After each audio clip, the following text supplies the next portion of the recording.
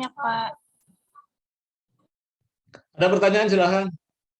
Uji T, uji Z, uji F.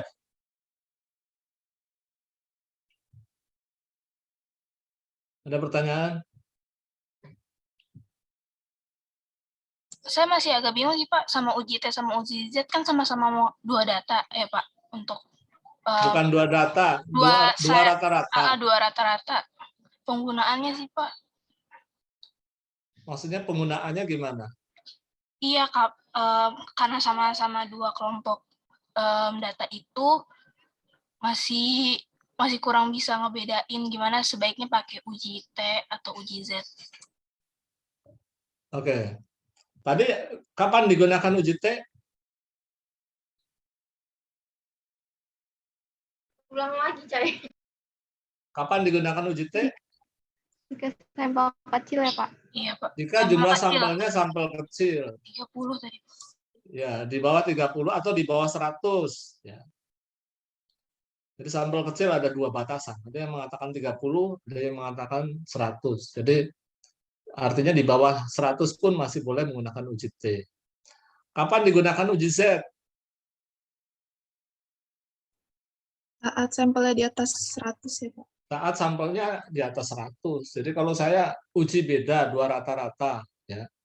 Misalnya kelas 10A, 10B, saya menggunakan metode STAD ya, STAD. 10C, 10D misalnya, itu menggunakan jigsaw. Jadi kelas eksperimen masing-masing 2, kelas kontrolnya masing-masing 2. Nah, kalau satu kelasnya 30, itu kan berarti totalnya 120. Ya, karena 60-60, satu kelompok 60 misalnya, yang stat 60, yang jigsaw 60. Maka jumlah sampelnya berapa? 120. 120 nggak bisa pakai uji T. Ya. Kita harus menggunakan uji Z. Ya, rumusnya Z. Tabelnya juga Z. Tapi kalau nanti kita sudah menggunakan SPSS, cukup menggunakan nilai sig. Ya. Itu ya. Oke, sekarang masuk ke contoh ya. Silakan mungkin masing-masing membuat contoh untuk uji T, contoh judulnya seperti apa, atau rumusan masalahnya lah ya. Rumusan masalah untuk kalau menggunakan uji T, rumusan masalah kalau menggunakan uji Z, rumusan masalah kalau menggunakan uji F analfa satu arah, rumusan masalah kalau menggunakan uji F analfa dua arah. Di sini ada berapa? Ada 13 orang ya. Putu Afarha Velana membuat contoh kalau rumusan masalahnya uji T. Inas Halisa Mariska kalau rumusan masalahnya uji Z. Nia Niken Nuranisa rumusan masalah uji F analfa satu arah. Selebihnya silahkan ke uji F analfa dua arah. Ya. Radiansah, Kurota, sama Sinta, satu lagi siapa nih? Vika. Ini rumusan masalahnya aja ya, Pak? Ya, rumusan masalahnya aja. Jadi radiansah tadi yang uji F melalui analfa dua arah ya? Dua arah, ya Pak. Oke. Waktunya 3 menit ya. Sekarang 41, berarti 44 sudah harus selesai. Tapi kalau sebelum 3 menit sudah ada, silakan boleh disampaikan.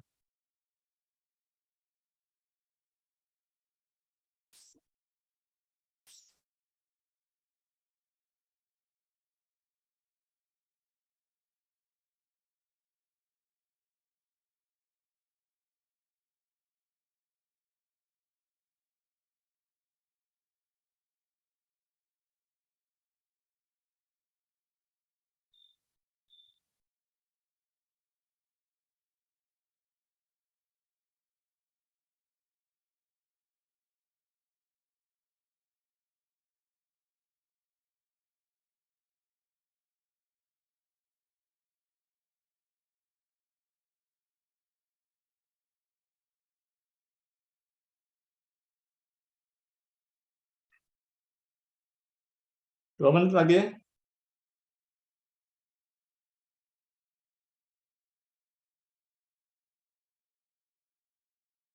Ada yang sudah dapat contohnya, contoh rumusan masalahnya?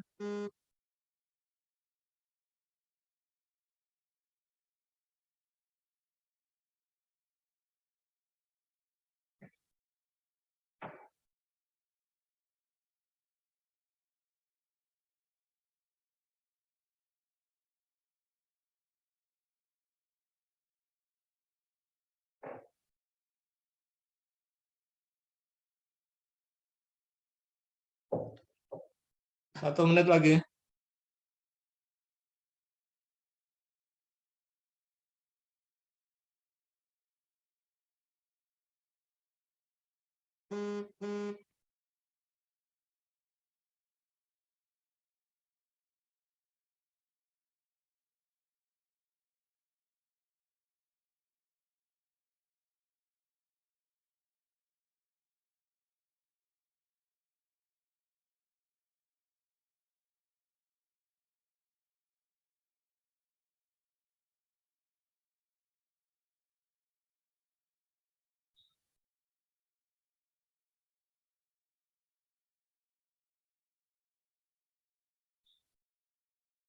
Oke, habis waktunya. Silahkan. Siapa dulu? Tidak harus urut. Boleh yang dari analfa 2 arah juga boleh.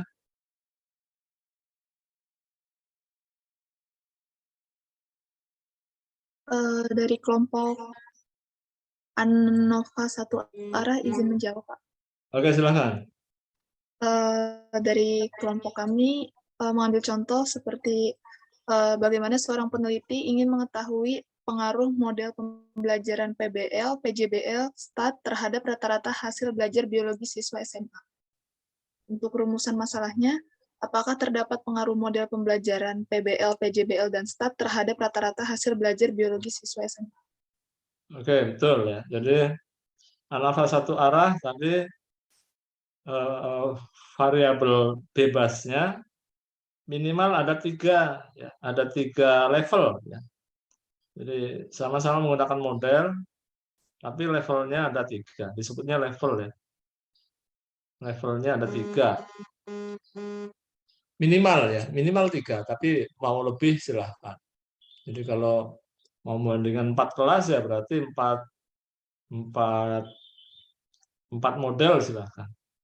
Tapi itu contoh ya. Bisa juga yang dibandingkan adalah metode, misalnya ceramah, diskusi, dan seterusnya. Yang penting lebih dari atau minimal 3.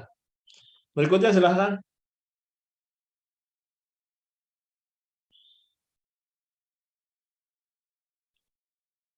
Silahkan yang berikutnya.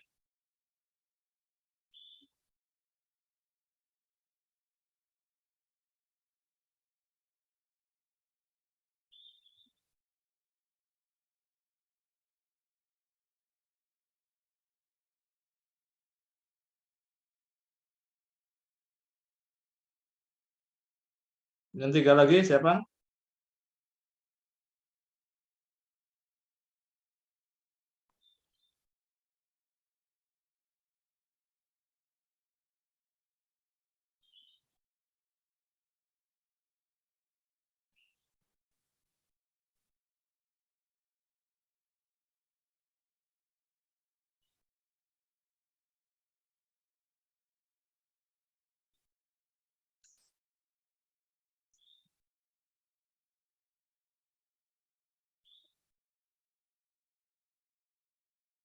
Analfa 2 arah contohnya seperti apa?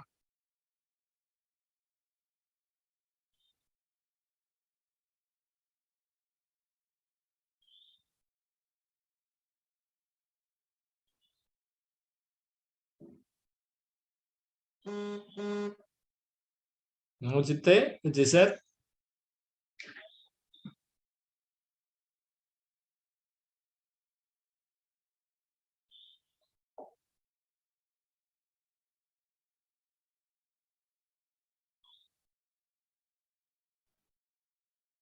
Halo, ini bisa tidak, Pak? Izin menjawab uji Z, Pak. Oke, silahkan. Siapa Inas? Baik, Pak. Dari uji Z, contoh rumusan masalahnya, apakah terdapat perbedaan rata-rata hasil belajar biologi siswa yang diajar menggunakan model pembelajaran PBL dan PJBL? Oke. Tapi sampelnya berapa tadi? Di atas 100, Pak. Jadi masing-masing kelompok di atas 50 ya. Oke, yang berikutnya tadi siapa? Vika apa Mariska tadi yang mau menjawab? Saya ingin mencoba, Pak. Oke, silakan. Perbedaan kinerja karyawan secara keseluruhan, baik itu karyawan yang menilai atasannya memiliki gaya kepemimpinan transformasional dibanding transaksional. Untuk ANOVA dua arah. Pak, saya mau coba izin nyampe juga, Pak. Yang buat ANOVA dua arah, jadi kita ada dua gitu, Pak. Kalau yang ANOVA dua arah, kalau menurut saya ada kayak gini bukan sih, Pak? Judulnya pengaruh model pembelajaran, grup diskusi, dan motivasi terhadap kemampuan komunikasi siswa kelas 10 SMA. Misalkan kayak gitu, Pak. ANOVA dua arah. Oke, ANOVA dua arah. Jadi gimana tadi judulnya? Pengaruh? Yang saya, Pak, ya pengaruh model pembelajaran, grup diskusi. Modelnya apa saja? Grup diskusi sama motivasi, Pak, terhadap kemampuan komunikasi. Bukan, model pembelajarannya apa saja? Model pembelajarannya misalkan CBL sama PJBL, Pak. Oke, PBL, PJBL. Satu lagi tadi apa? Dan grup discussion. Maksudnya grup discussion itu apa? Oh, itu bukan model pembelajarannya, Pak? Berarti. Ya berarti modelnya ada 3 dong. Terus satu lagi apa variabelnya?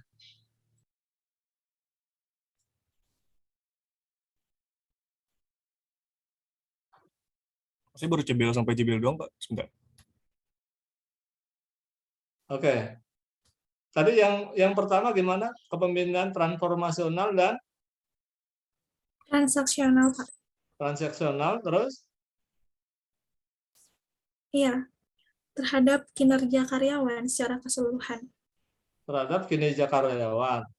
Yang transaksionalnya dibagi berapa?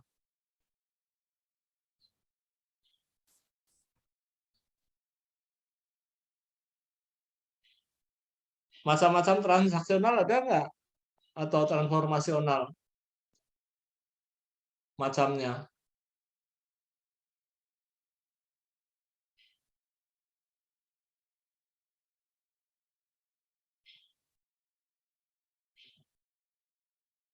Kan tadi kalau ANOVA dua arah variabel bebasnya ada berapa?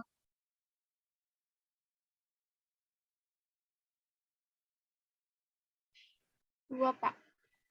Ada 2. Tapi masing-masing ada minimal berapa level?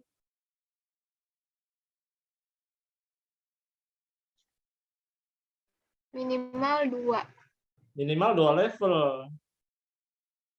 Jadi kalau tadi yang Radiansa, model pembelajaran 1. Model pembelajarannya minimal harus ada 2. Misalnya tadi apa ya? CBL, PJBL, sama mungkin satu lagi grup discussion. Ini Pak, ceramah, Pak.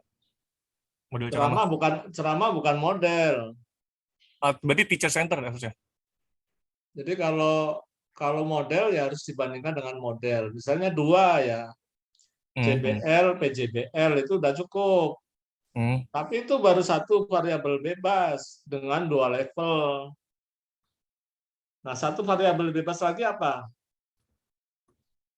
Tadi Aji bilang motivasi. Iya, sebenarnya motivasi. Oh, dan motivasi. Ya. Jadi pengaruh model pembelajaran dalam kurungnya itu 2, yaitu CBL, PJBL misalnya, dan motivasi belajar dalam kurungnya minimal 2, tinggi dan rendah, terhadap kemampuan komunikasi siswa. Kemampuan komunikasi siswa. Gitu. Jadi itu sudah 2 variabel bebas dengan minimal 2 level. Ya. Variabel bebasnya apa? 1 model pembelajaran, levelnya ada 2 tadi, yaitu JBL dan PJBL. Kemudian motivasi dengan 2 level minimal ya, tinggi rendah, atau 3 juga boleh, tinggi sedang rendah, terhadap kemampuan komunikasi. Tapi itu baru judul. Rumusan masalahnya gimana? Rumusan masalahnya ada 3. Ya. Rumusan masalahnya ada 3. Yang pertama, apakah terdapat pengaruh model pembelajaran JBL PJBL terhadap terhadap kemampuan komunikasi? Rumusan kedua, apakah terdapat pengaruh motivasi tinggi rendah atau tinggi sedang rendah terhadap kemampuan komunikasi? Yang ketiga, apakah terdapat pengaruh interaksi antara model pembelajaran JBL PJBL dan motivasi tinggi rendah terhadap kemampuan komunikasi? Nah itu, jadi kalau ANAFA 2 arah, rumusan masalahnya ada 3. Variabel bebas 1 terhadap variabel terikat, variabel bebas 2 terhadap variabel terikat, dan pengaruh secara bersama atau disebutnya interaksi. Pengaruh interaksi variabel bebas 1 dan 2 terhadap variabel bebas variabel terikat. Itu Haji ya. Haji, siapa ya, tadi? Iya Pak Haji. Oh, Berarti ya. nanti yang terakhir itu rumusan masalahnya nih Pak. Tadi interaksi Pak. Apakah terdapat interaksi antara model pembelajaran dengan motivasi Sebutin model terhadap kemampuan? pembelajarannya, motivasi sama itu terhadap komunikasi. Iya, terhadap komunikasi. Jadi Ya, judulnya lagi ya Pak? Jadi yang pertama itu model terhadap kemampuan komunikasi. Yang kedua motivasi terhadap kemampuan komunikasi. Yang ketiga interaksi. Model dan kemampuan dan motivasi terhadap kemampuan komunikasi. Itu untuk ANAFA 2 arah. Dan boleh ya, mahasiswa S1 boleh menggunakan ANAFA 2 arah. Artinya saya dulu tahun 80, saya lulus 91 ya, 91. Tapi itu sidangnya 91 apa 90 ya, lupa. Kalau nggak salah dari 90 lulusnya Maret 91 ya. Berarti wisudanya Maret 91. Berarti lulusnya sekitar 90. Kemudian 91 bulan September saya sudah tes CPNS. 92 sudah PNS dosen. Jadi tapi selama itu saya juga menjadi asisten. Jadi selama kuliah menjadi asisten langsung tes CPNS langsung menjadi dosen karena dulu masih boleh dari S1. Oke ya, kalau uji T sama dengan uji Z silahkan.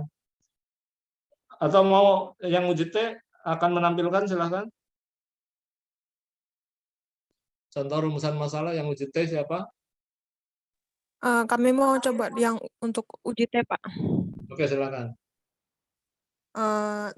Kalau untuk rumusan masalah untuk uji T itu, apakah ada pengaruh penggunaan media mind mapping dengan discovery learning pada materi sistem pernapasan terhadap hasil belajar siswa SMA kelas 11, Pak? Oke, ya. Hanya nanti sampelnya sampel kecil ya. Sampelnya sampel kecil. Oke, kita lanjut ke teknik analisis berikutnya, yaitu regresi dan korelasi. Regresi korelasi ini sebetulnya ada sekian banyak macamnya, ya. Ada sekian banyak macamnya. Oh ya, sebelum pindah ke regresi korelasi, kalau misalnya tadi kan datanya normal homogen ya. ketika normal homogen Anda masuk uji T, uji Z, uji F. Tapi kalau normal tidak homogen, itu masih bisa dianalisis menggunakan, kalau yang dua kelompok menggunakan namanya Smith-Satterweight, ya. Smith-Satterweight. Kemudian kalau tidak normal, maka tidak bisa menggunakan uji T, uji Z, maupun uji F. Ya, kalau tidak normal. Sebagai penggantinya adalah, namanya uji apa? Uji kalau distribusinya tidak normal, namanya uji statistik apa? Parametrik, Pak. Non-parametrik, ya. Kalau T, Z, F itu termasuk parametrik karena dia mempersyaratkan distribusi normal. Tapi kalau tidak normal itu namanya non-parametrik. Nah, non-parametrik itu juga banyak. Nah, untuk pengganti T dan Z itu adalah Mann-Whitney, atau lengkapnya Human-Whitney. Kemudian pengganti uji F, ya, itu ada Kruskal-Wallis. Jadi silahkan ya dipelajari, ya. Artinya begini, ketika saya punya data, oh ternyata nggak normal, ya, tetap masih bisa dilanjut. Ya. Jangan sampai datanya tidak normal kemudian nangis. Ya. Karena ada mahasiswa yang sampai ibunya telepon ke saya, karena kebetulan ibunya itu teman saya, hanya adik kelas. Pak Rusdi, anak saya itu datanya nggak normal. Ini anaknya lagi mogok, gitu. Anaknya mogok karena datanya nggak normal. Saya katakan, data nggak normal nggak apa-apa itu. Tapi pembimbingnya katanya harus mengharuskan datanya harus normal. Enggak, gitu. Ya. Jadi ketika data tidak normal, tetap bisa dianalisis menggunakan analisis non-parametrik. Ya. Jadi nggak usah nangis. Nggak usah mogok. Masa satu alternatif tertutup, pasti ada alternatif lain. Dan itu ciri orang kreatif. Ya. Orang kreatif itu bisa mencari alternatif pemecahan ketika satu alternatif itu tertutup. Ya. Satu tertutup, pasti ada jalan keluar untuk alternatif berikutnya. Gagal satu, pasti ada jalan yang lain. Jadi jangan tertutup, ya. Jangan mogok, jangan nangis. Ntar orang tuanya bingung gitu. Kamu kenapa nangis? Data saya nggak normal, Bu. Apa kamu nggak normal gitu? Ntar kalau ibunya nggak paham kan dikiranya anaknya nggak normal. Itu ya. Oke, sekarang masuk ke regresi dan korelasi. Ini juga macamnya banyak ya. Kalau tadi kan uji beda rata-rata, 2 kelompok sampel kecil, 2 kelompok sampel besar, lebih dari 3 kelompok dengan variabel bebas 1 dengan 3 level, variabel bebas 2 dengan minimal 2 level, itu semuanya uji rata-rata. Tapi kalau regresi korelasi sebetulnya berbeda ya antara regresi dengan korelasi. Ya. Regresi ada yang linear, ada yang tidak linear. Ini juga kadang-kadang mahasiswa bingung ya. Pak, model regresi saya tidak linear, ya tidak apa-apa. Termasuk tidak normal pun nggak masalah. Ya. Jadi data tidak normal nggak masalah, karena data itu tidak harus normal. Anak saya itu distribusi, anak saya di teknik ya, di teknik industri itu, dia tidak pernah menggunakan distribusi normal karena memang datanya tidak akan pernah normal. Data di industri tidak akan pernah normal. Sehingga yang dia gunakan adalah distribusi namanya Weibull. Anda silahkan nanti baca itu, distribusi Weibull. Kalau di sekolah, ya data normal, ya, kecenderungannya normal, tapi tidak normal pun nggak bisa dianalisis. Nah, bahkan tadi di industri itu, Weibull itu begini contohnya. Kalau saya punya mobil ya, saya punya mobil. Saya beli tahun 2022. Ya. Maka di 2023 pasti ada yang rusak. Pasti ada yang rusak. Minimal roda atau bannya. Bannya sudah mulai aus. Kemudian 2024 pasti ada lagi yang rusak. Mungkin saringan AC.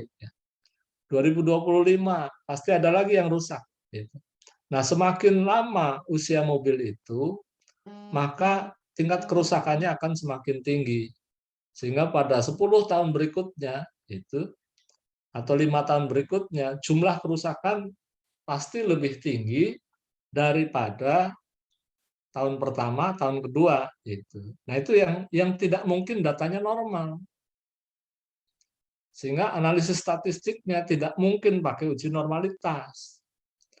Pakainya apa? Ada satu distribusi namanya Weibull. Silakan nanti dicari. Tapi kalau di pendidikan memang Weibull tidak digunakan.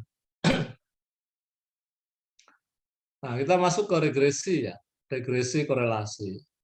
Regresi boleh linear, boleh tidak linear. Kalau di hasil belajar memang kecenderungannya linear. Kenapa? Salah satu nilainya 9, salah 2 nilainya 8, salah 3 nilainya 7, salah 4 nilainya 6. Itu linear, membentuk garis lurus kalau kita korelasikan ya. Itu pasti linear. Kenapa tadi ya? Salah 10 ya nilainya 0, salah 9 nilainya 1. Ya. Sehingga ketika kita korelasikan, R-nya berapa? R-nya 1. Ya, regresinya linear. Tapi mungkin tidak regresi itu non-linear, bisa. Ya. Kalau datanya bukan di skala 0-10 atau 0-100. Tapi datanya sudah menggunakan skala 0-500 atau 0-200, 0-1000 ya. Sehingga misalnya begini, keanekaragaman tumbuhan di pekarangan itu pasti datanya rentangnya sangat jauh.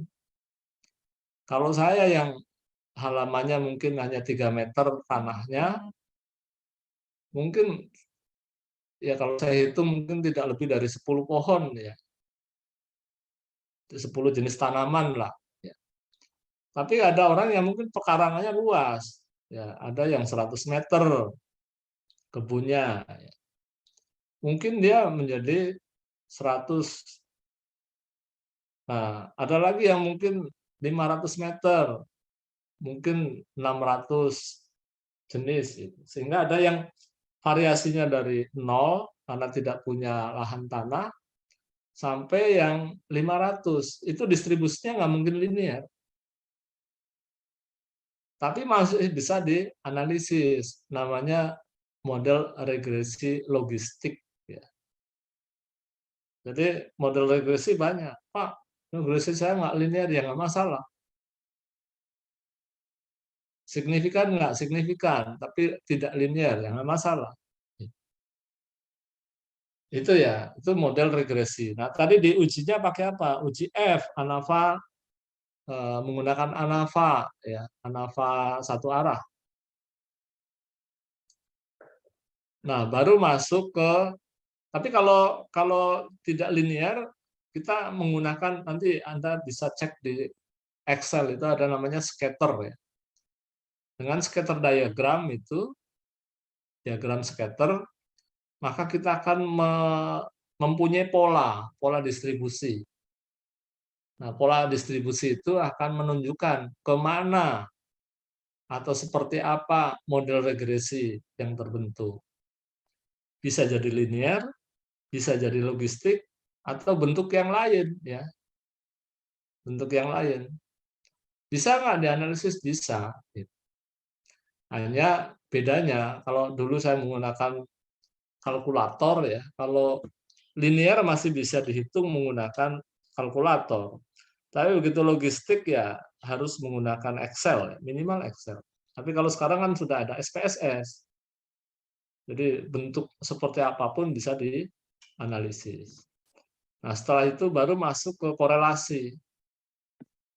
Korelasi juga macam-macam ya. Ada korelasi, ada yang bisa menyebutkan nggak ini? Contoh rumus korelasi itu apa saja ya?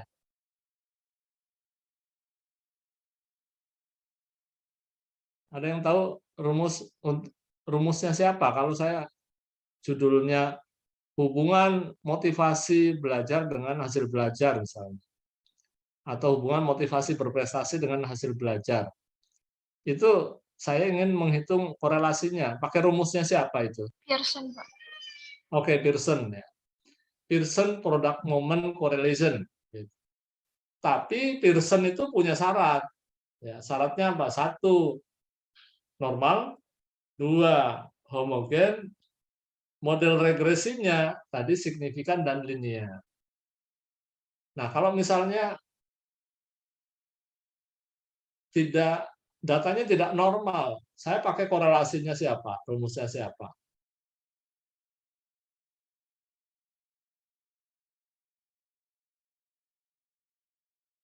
Kalau data tidak normal, saya menggunakan korelasi siapa? Rumusnya siapa?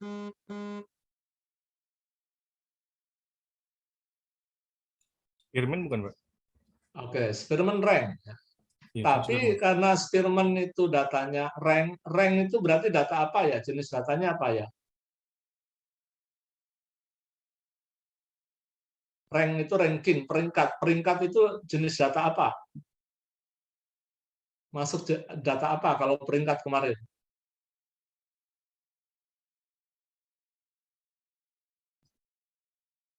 Data ranking itu data apa? Masuk ke data apa? Data ordinal gitu-gitu bukan, Pak? Ordinal. Ordinal. Oke, data ordinal sehingga datanya harus dikonversi dulu ke ordinal. Jadi kalau saya datanya rasio atau datanya interval, tapi kemudian tidak normal, maka saya tidak bisa menggunakan rumusnya Pearson. Maka saya menggunakan Spearman. Tapi Spearman rank correlation itu artinya data ordinal, berarti data saya harus dikonversi dulu atau diubah dulu ke data ordinal. Tapi kalau di SPSS semuanya sudah terkonversi otomatis.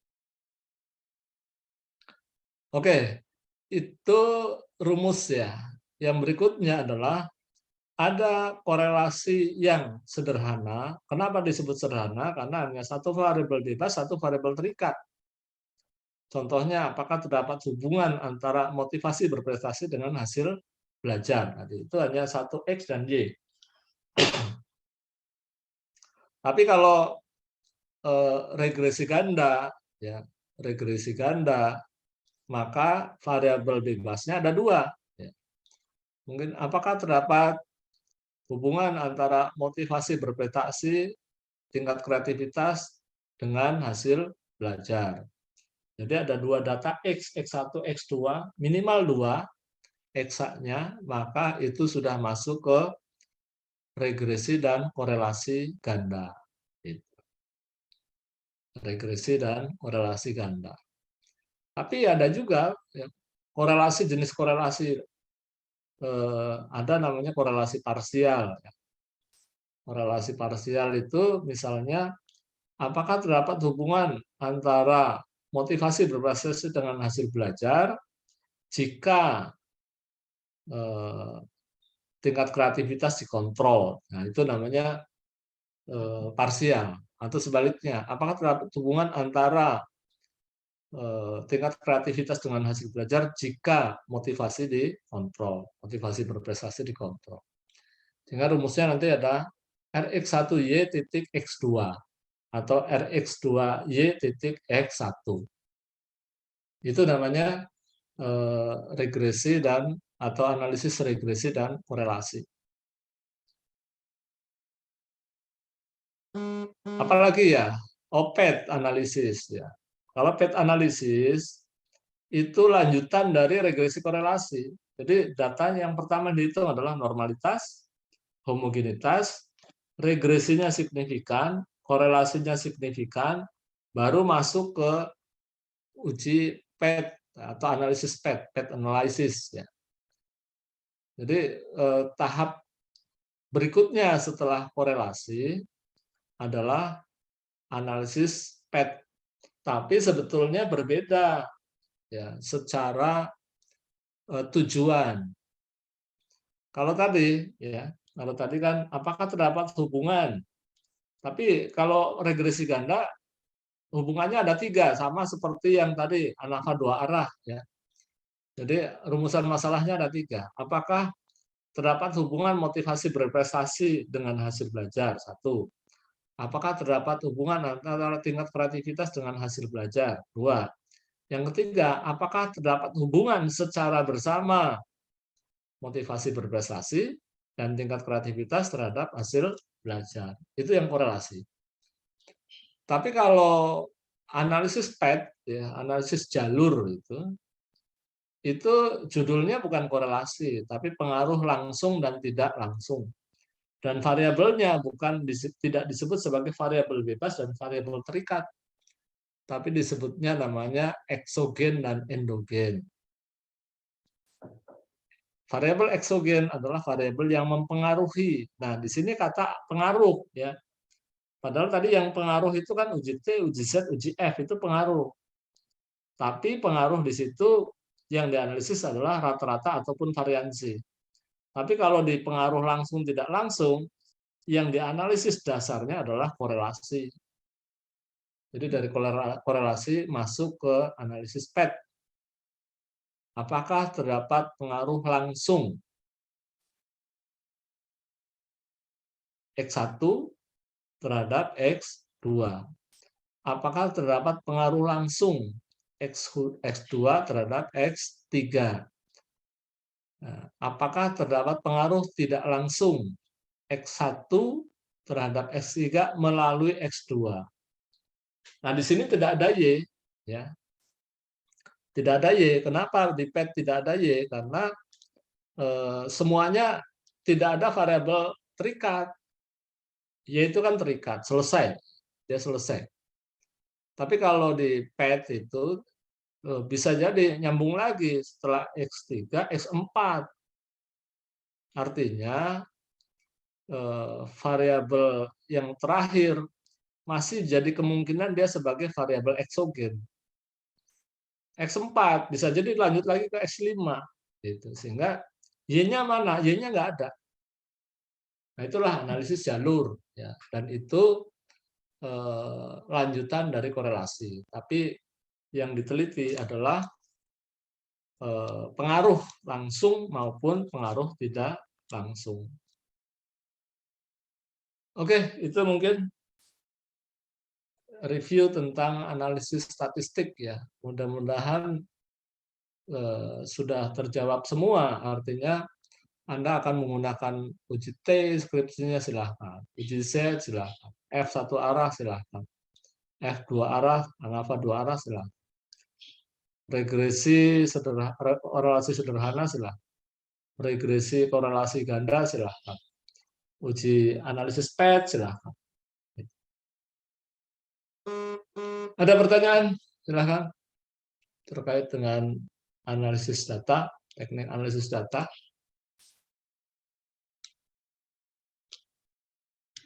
Bapak izin bertanya. Ya. Kalau untuk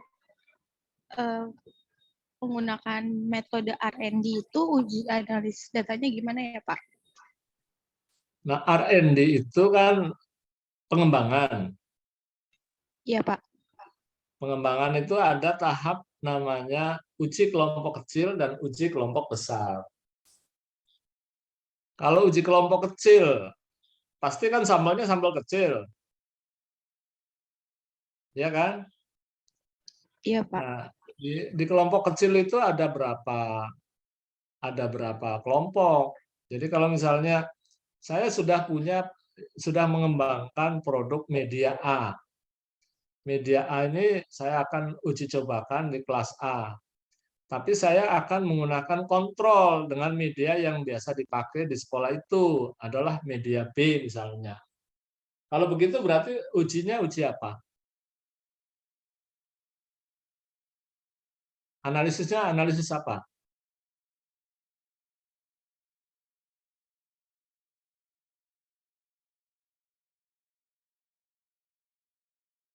Apa ya? Analisisnya apa?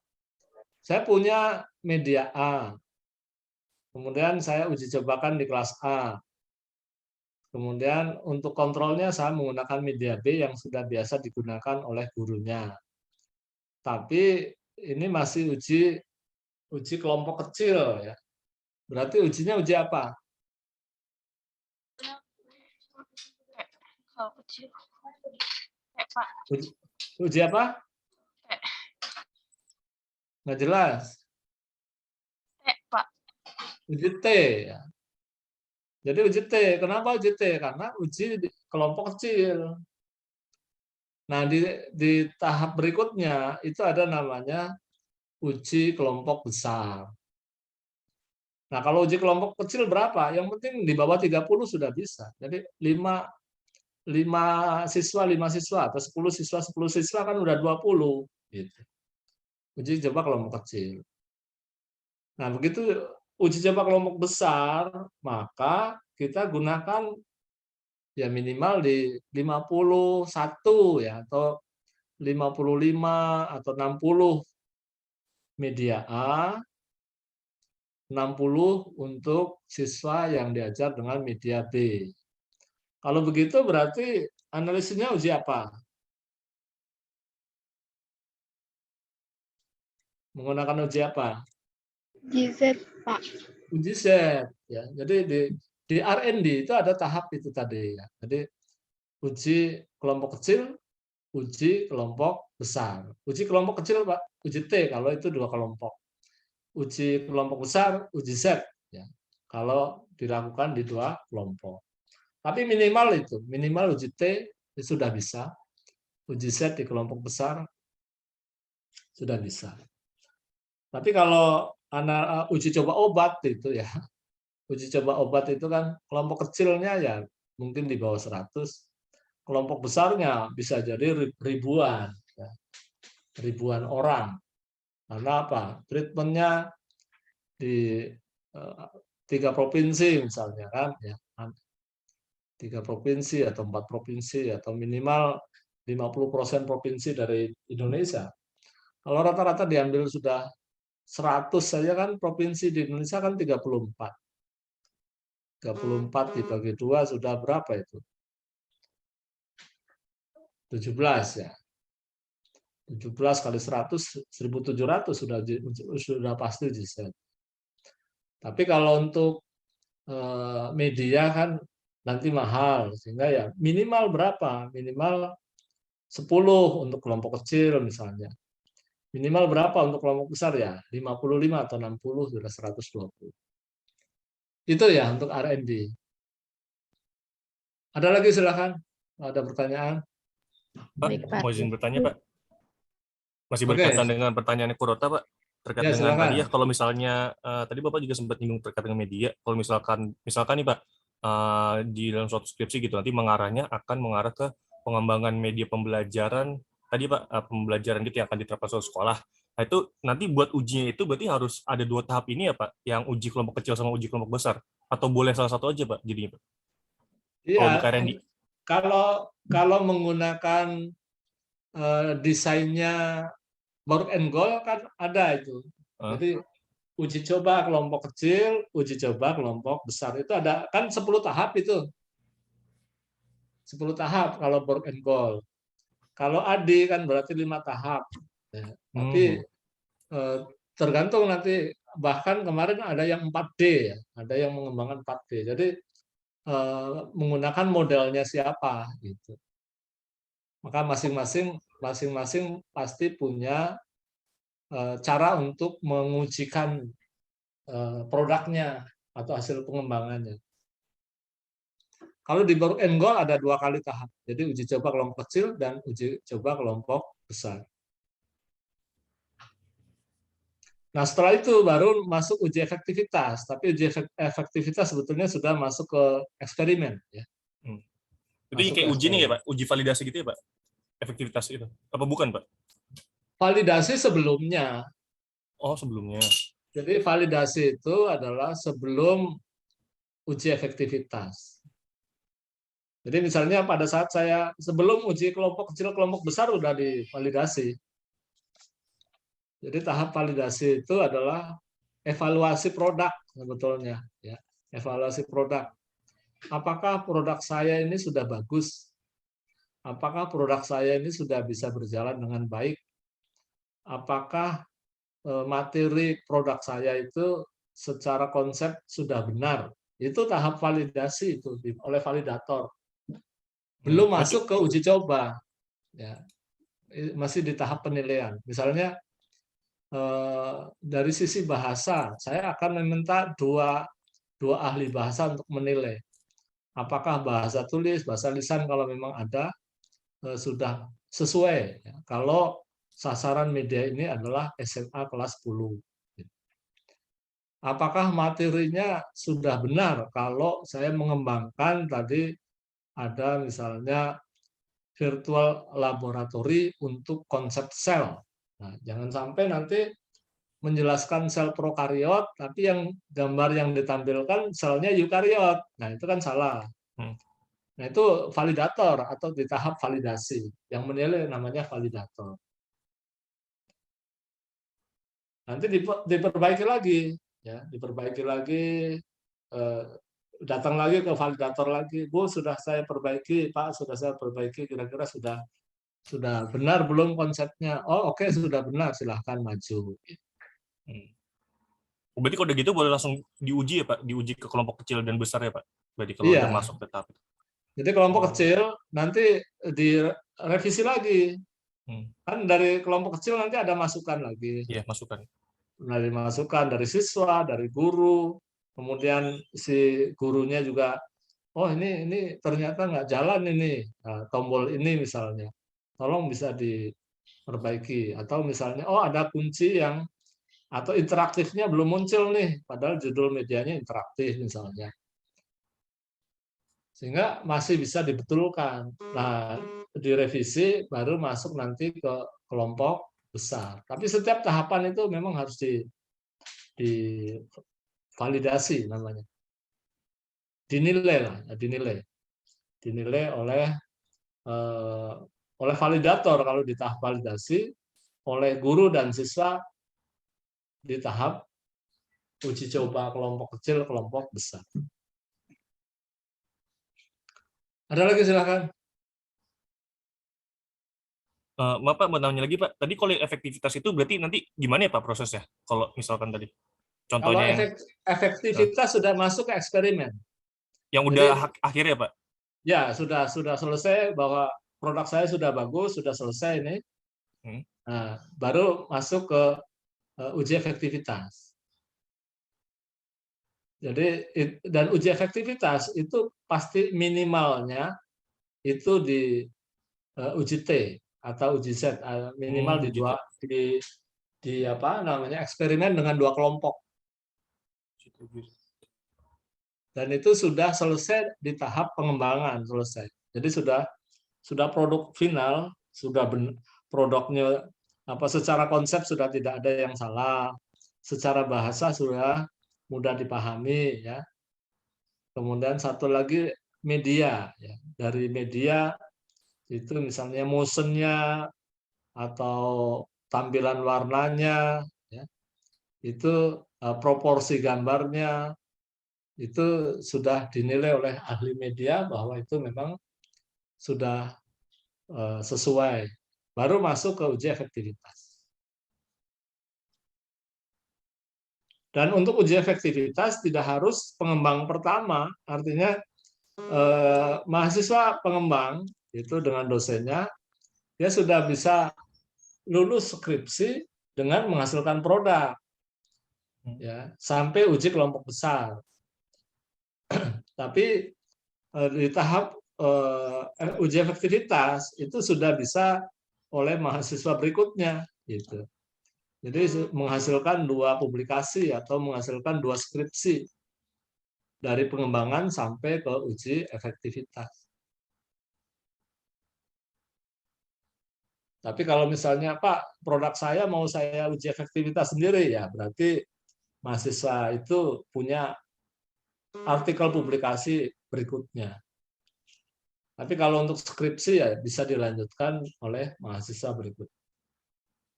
Itu ya mungkin penjelasannya. Ya, Pak. Ada lagi Banyak, Pak. silakan. Ada lagi?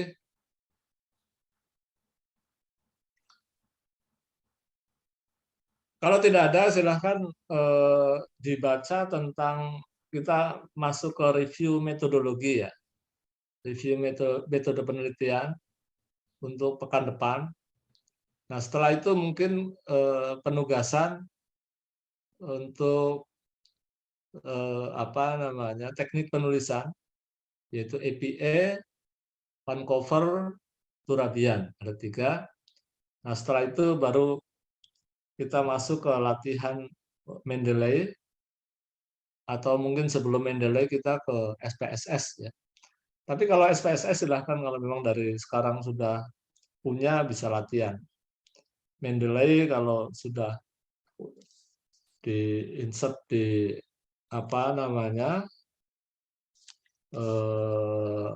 Microsoft Word ya, karena Mendeley itu sebetulnya gratis, ya.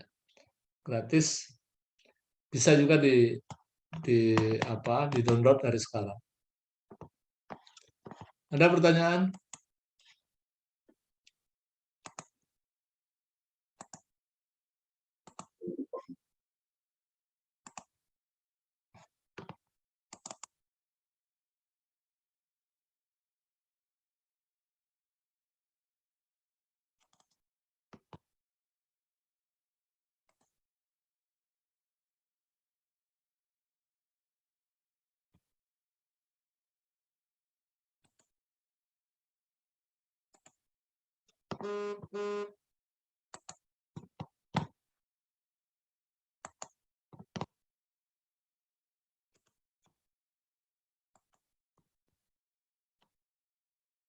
Sudah kelihatan belum ya? Sudah, Pak. Masuk, Pak Rusdi. Oke, ini kalau Anda nanti membuka file Mendeley ya, Pak. MS Word ya, MS Word. Ini ada referen. Ini referen. Kalau sudah ada logo ini berarti sudah terinsert Mendeley ya. Jadi ini ada Open Mendeley, di sini ada Insert Citation. Artinya ini sudah ada ya. Sudah tinggal menggunakan. Nanti ini stylenya. Nah, untuk menginsert ya. Menginsert itu ada 2 sebetulnya yang harus di-download. Saya menampilkan sebentar.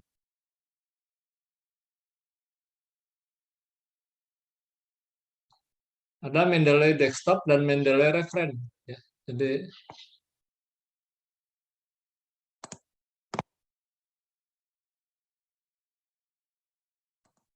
ini enggak respon.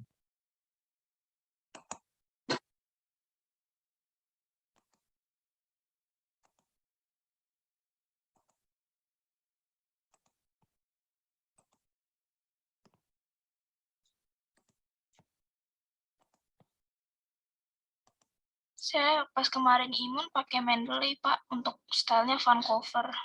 Pak, disuruh Bu Erni kan. Ya. Jadi kalau sudah ada bisa langsung digunakan. Tapi kalau yang belum ada silahkan saya mau menampilkan ini kok nggak bisa ya.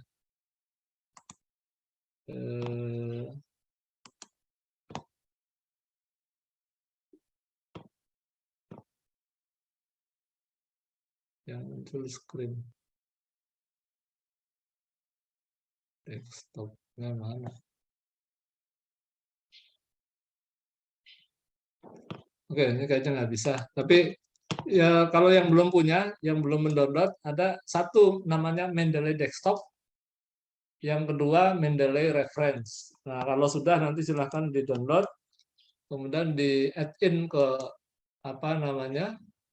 Di-add-in ke Word-nya ya. Ada tahapannya lah, silahkan dipelajari. Sehingga nanti pada saatnya Anda bisa langsung berlatih. Yang kedua, SPSS ada yang gratis ya. Ada yang gratis, tapi biasanya ada trial 3 bulan. Artinya kalau mau latihan dari sekarang sudah bisa. Cukup untuk hari ini, jadi silahkan untuk pekan depan dibaca tentang